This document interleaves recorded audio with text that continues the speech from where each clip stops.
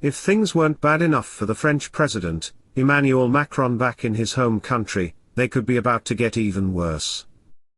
Europe is in turmoil, with Poland and Hungary, the new bad boys, holding up the bloc's coronavirus recovery fund and accusing Brussels of blackmail.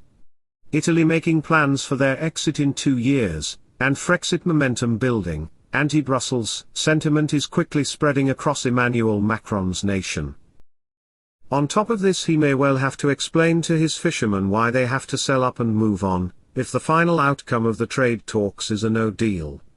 And from recent history, if he thinks his popularity is bad now, wait until his fishermen get going.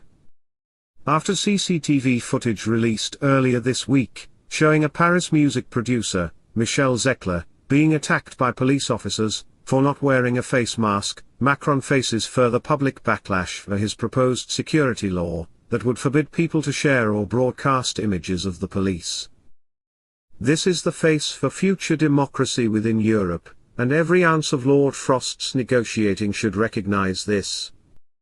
The Foreign Secretary, Dominic Raab, said the UK is entering into the last week or so of substantive trade talks with the bloc, and urged the EU to compromise on the matter of fisheries, which he states is still a major stumbling block in the negotiations. He's wrong. They have no compromise to make.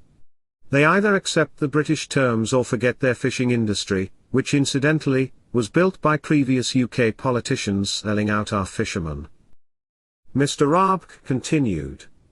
We can talk about transitions and things like that, and we recognise the impact it has on other countries around Europe. But that principle comes with sovereignty, comes with leaving not just the EU but the transition period. I think the answer is, can the EU accept that point of principle that comes with us leaving the political club?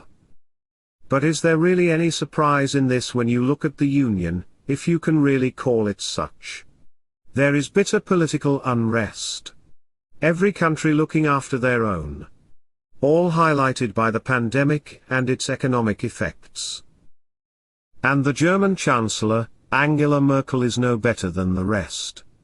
She may be less aggressive on fishing, but that's only because she sees the threat to her car industry and manufacturing. She will be equally aggressive on state aid. The European Union has failed, just like it always would. It's hard enough for 2 countries to agree, let alone 27. Take away the lavish lifestyles of their MEPs, and the outrageous way they spend other people's money, and they will have nothing left to hold on to. Thank you very much for watching, and please subscribe.